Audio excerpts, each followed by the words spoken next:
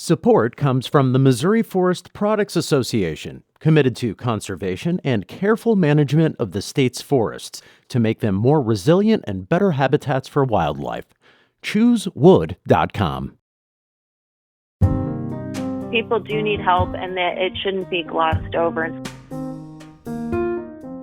Trying to get a hold of my mother, who had to, detach from me. Mother's always the last one to do it. And her saying, no, you cannot come live with me.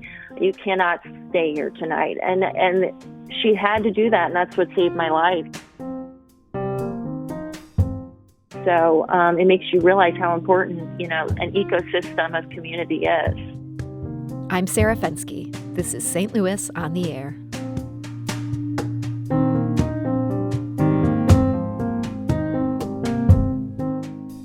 Katie's Pizza and Pasta Osteria has been open now for 7 years. In restaurant terms, that makes the Rock Hill hotspot practically an institution.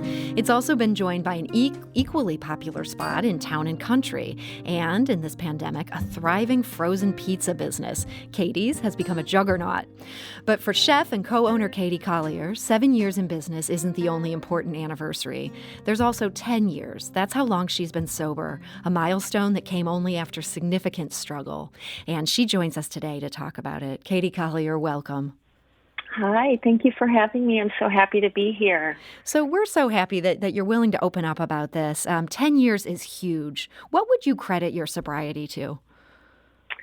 A great family, a great community, and just, I guess, higher power, luck, whatever, hard work too. All of the above, huh? Yeah, all of the above. So does it get easier after you've been doing it for 10 years? It does. Absolutely. It gets easier. I think as soon as you really surrender, life doesn't get easier and challenges still come, but the actual need to drink and the addiction and that pull, you're relieved of that, or I am at least. So take us back to the beginning of that journey for you. When did you first start using drugs or alcohol? I was so young. I was like 13 or 14 years old. Oh, wow. So, high school. And, I just couldn't cope with being an adolescent. And, it's hard. And then high school and all of the temptation there. But I mean, I do believe that I have the gene for alcoholism. It runs in my family. I'm sure there's some environmental things involved as well, but I believe I was born with it. And then the struggles with adolescence kind of exposed it, and that was the only way that I could figure out how to cope with it all. So it was very early on, and as a result, I mean, I dropped out of high school at the age of 15 years old. So it was pretty much an instant disaster for me. Well, look, I mean, even with dropping out of high school, you were 24 when you opened your first restaurant. I mean, it sounds like you were doing well. Were you able to fool people that things were okay?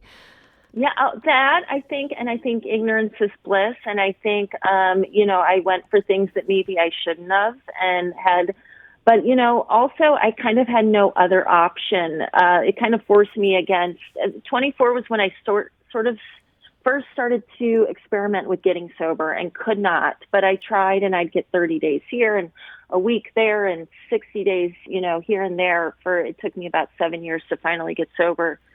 But, in the beginning I didn't have an education. I didn't have really, I came from, a wonderful family, but we didn't have a lot of money. So it was kind of like I had to figure out how I was going to survive in the world. And so I started pretty early working in restaurants, and that was just the natural progression was, I guess I'll just open a restaurant. That's you're obviously a much more daring person than I or many people listening, I suspect. How did your struggles with alcohol and drugs and trying to get sober and then falling off the wagon, how did that affect your ability to run a business? I was horrible at it. I lost my business. I was kicked out of the first, Katie's Pizza on Clayton Road, as I should have been. And, I was a horrible leader. I didn't understand people. I didn't understand myself. I was just all over the place. And as a leader, you've got to be stable and you've got to be clear-headed. And I was none of those things. So while I had creativity and I had, a drive to build things and solve problems, I did not have the skill set or the stability to be able to do that. And so, like I said, ultimately I was forced out of that first business. And that was really probably the greatest thing that ever happened to me, because it started a progression of a downward spiral that forced me to really humble myself and look at myself and say, something has to change and I've got to get better and I've got to, I just have to get sober. So that was kind of what happened. But, the very beginning, it's embarrassing to think back and look back at the leader I was and how I operated, for sure. How long did it take you to get to the bottom? You say it began the process when you were kicked out of that restaurant. Was that then years that followed after that? Or was that kind of, at that point, you were able to set yourself on the path of sobriety? Oh, it was a quick spiral. Probably, it's hard to remember, but maybe like a few months to 6 months spiral where I ended up not even being able to support myself, completely homeless, absolutely no belongings, no phone, no family. I mean, when I say I have a loving, wonderful family, but my family had to, they had to detach from me completely. Zero friends, probably enemies. From all that bad management, right? That's a good way to make enemies. Just in general, just having, and so having absolutely nothing, nowhere to go, hungry, no ride, nowhere to live. And, ultimately, I think the bottom for me, I know the bottom for me was finally, trying to get a hold of my mother, who had to, detach from me. Mother's always the last one to do it. And her saying, no, you cannot come live with me. You cannot stay here tonight. And she had to do that. And that's what saved my life. And that was, the moment when I realized I've got absolutely nowhere to turn. And so I've got to ask for help. And, I did. I found a place that I could go for free, found a way to get there, did that all on my own. And I'd been to many treatment centers before and been to hospitals and been to, tried. And it was that final time when I said, I'm going to figure it out on my own, and how I'm going to get there, take the bus and get a scholarship. And I did. And I've been sober ever since and lived in a halfway house down on South Broadway, the Harris House, for 6 months. And it was the greatest experience and the greatest thing that ever happened to me. Wow. That's such a great testimonial there. And what's amazing here is that from that point, it truly sounds like you hit rock bottom. You clawed yourself back out to the point that, you have an incredibly successful business right now. Were you tempted to leave the restaurant industry behind and find something else as you were getting back on your feet?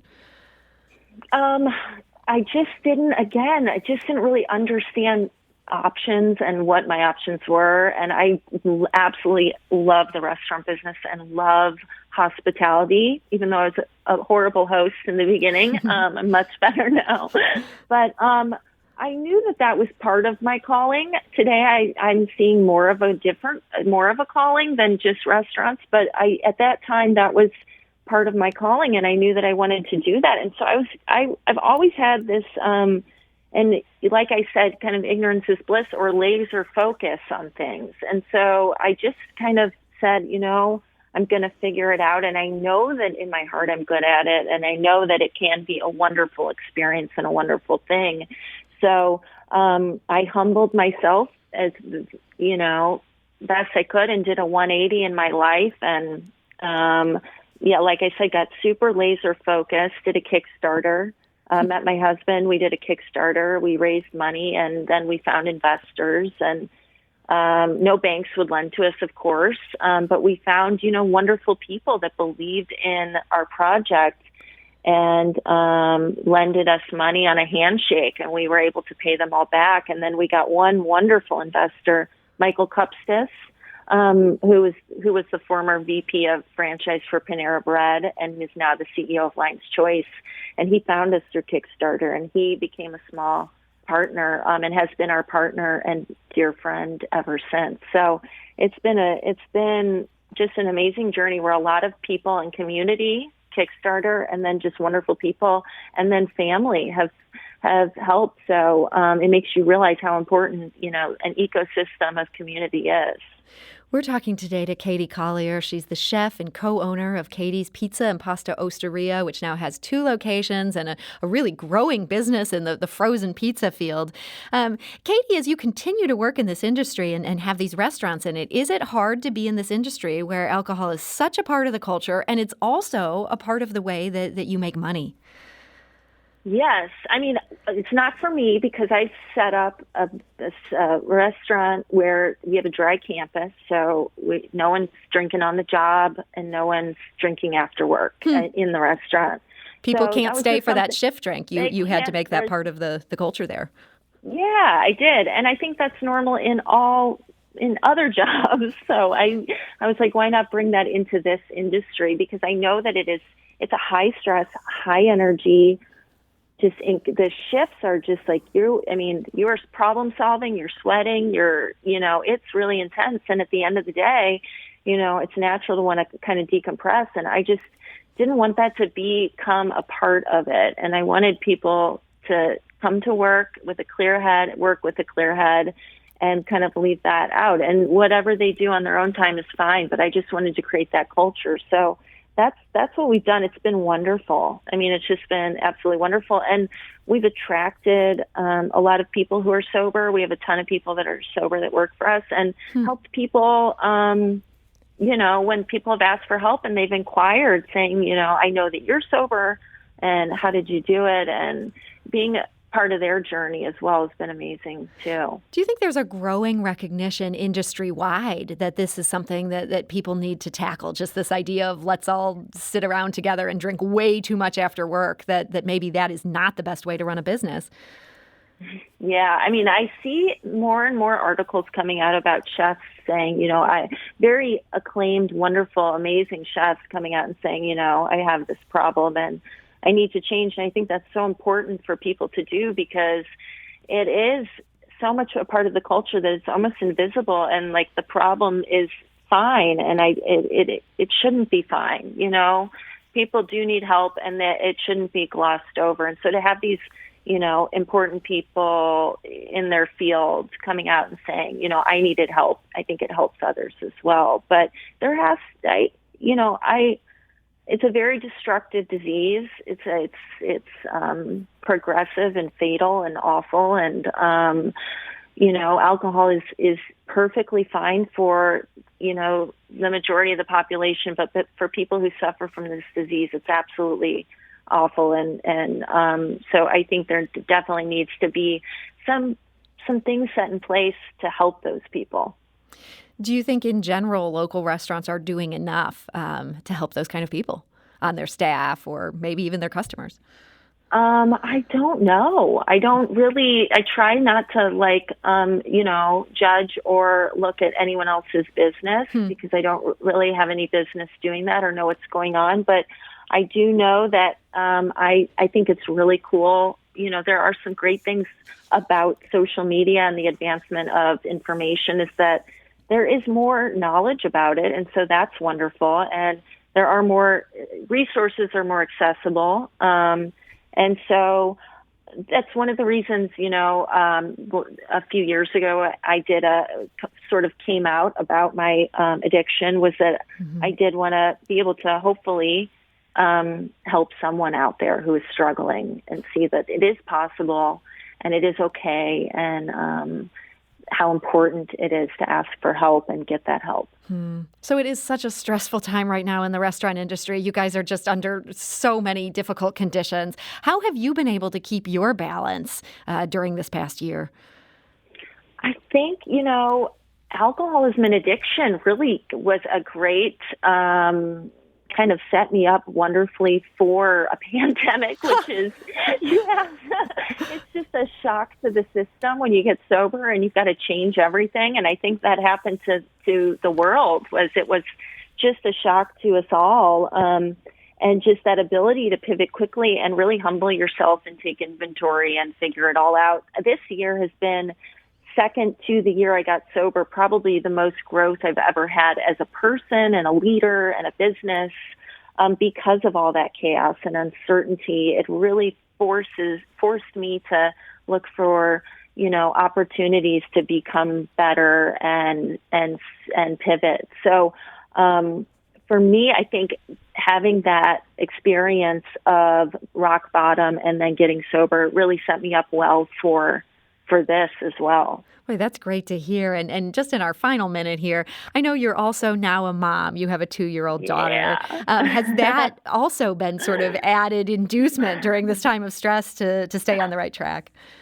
Well, that humbles you too. For sure. You're not the most important person in the world anymore. Even to yourself. So, no, I mean, when my daughter was born and then this and all of those things are great reminders that you have to have balance and you have to take a breath. And so, she's the light of my life, and it's been wonderful. And having this time at home with her, has been incredible. No daycare and nothing has been hard, but I mean, that's just wonderful time that I've gotten to be with her. So I try to look at the positives there. Well, I'm so glad to hear that. And it's just great to hear how well you're doing. I know that, sometimes it can be so hard to share about such personal stuff. I know you're a pro at it now, but I want to thank you so much for joining us and sharing this insight to our listeners. I have to imagine there's someone out there listening right now who really needs to hear this today. Well, thank you so much. And I hope that if there is someone that they know that there's great help and their life can change.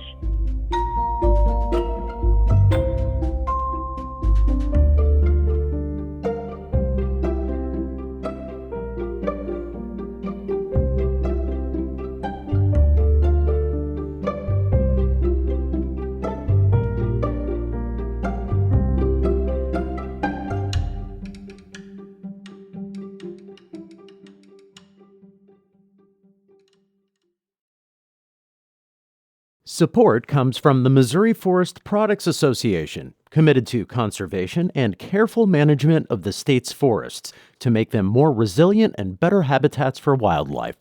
ChooseWood.com.